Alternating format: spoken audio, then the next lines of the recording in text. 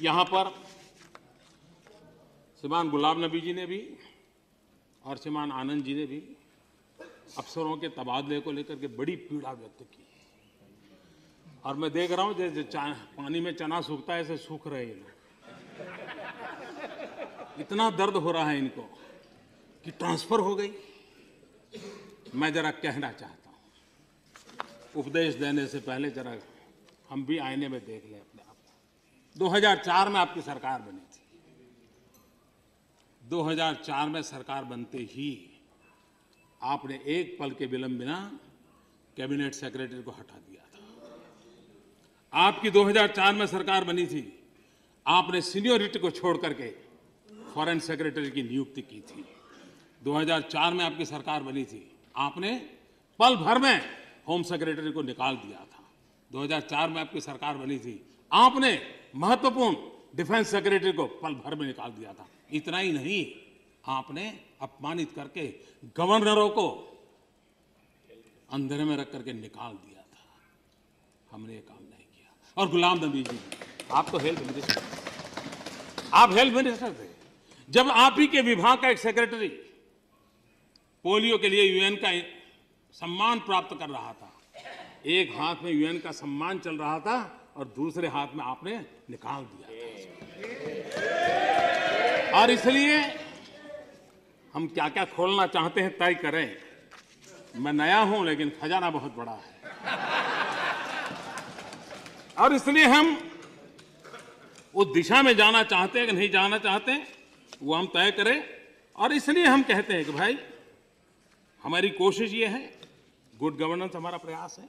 यहां पर यह भी बात आई कि भाई कुछ हमारे समर्थकों के मुंह से भी आती है, कुछ हमारे प्रति अच्छा भाव रखने वालों का भी आता है और कुछ विशेष प्रेम करने वालों का भी आता है। और मुझे तो विशेष प्रेम करने वालों को प्रेम बहुत मिला है। जमीन पे कुछ नजर नहीं आता है। मोदी जी की बात तो बहुत अच्छी है, मोदी जी सोचते अच्छा है, लेकिन जमीन पर कुछ नजर नहीं आता है। मैं अपने साथियों को कहना चाहता हूं, अब लंबे अरसे तक सत्ता में रहे और सत्ता का एक नशा होता है, भगवान करे हम बच जाएं। और जब सत्ता का नशा होता है तब सर काफी ऊंचा रहता है और जब सर ऊंचा रहता है झुकने की आदत छूट जाती है और जब झुकने की आदत छूट जाती है तब जमीन दिखती नहीं। और इसलिए जितना झुकोगे उतना ही जुड़ोगे। और इसलिए मैं जो जमीन की बात पूछना चाहते हैं उनको कहना चाहता हूं, काम कैसे होता है।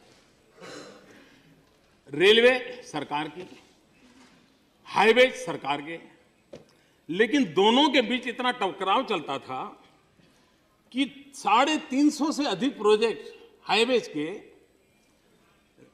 रेलवे मंजूर नहीं करती थी या रेलवे के प्रोजेक्ट हाईवे मंजूर नहीं करता था। किसी को रोड क्रॉस करके रेल ले जानी है और किसी को रेल क्रॉस करके हाईब्रिज ओवरब्रिज बनाना है। 350 और कई सालों से हम आए, हमारे ध्यान में आया, हमने दोनों डिपार्टमेंट को बिठाया, साइलो को खत्म किया, दोनों के बीच एमओयू किया और मुझे आज खुशी है इसका ऑनलाइन पोर्टल बना है, ऑनलाइन क्लियरेंस दिया जाता है। 350 सालों से अटके हुए सारे प्रोजेक्ट क्लियर हो गए दोनों डिपार्टमेंट में और कोई भी प्रपोजल आएगी 60 दिन में क्लियर करना तय कर दिया गया। 60 दिन के भीतर जो काम अभी प्रोसेस में है, आज सिर्फ 22 प्रोजेक्ट हैं जो प्रोसेस में है। ये है गुड गवर्नेंस, ये है काम होना। आप देखिए, मैं जरा आपको हिसाब देता हूं जमीन पे क्या होता है। 2000 यूपीए के समय की मैं बात करता हूं, पर डे 7.4 किलोमीटर का हाईवे का अवार्ड होते थे और 5.2 किलोमीटर पर डे अचीव होता था। हमारे 9 महीने का हिसाब दे रहा हूं जी, आनंद जी, हम पर डे 18 किलोमीटर का अवार्ड देते हैं और अब तक का रिपोर्ट है 10.1 किलोमीटर पर डे हम अचीव करते हैं। डबल काम कैसे चलता है, सरकार नीचे जमीन पर कैसे दौड़ती है।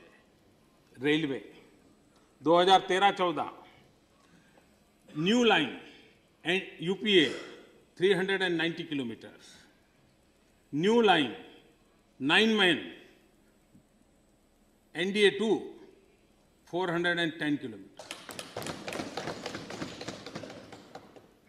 2013-14 गेज कन्वर्जन 585 किलोमीटर, 9 महीने हमारे 700 किलोमीटर।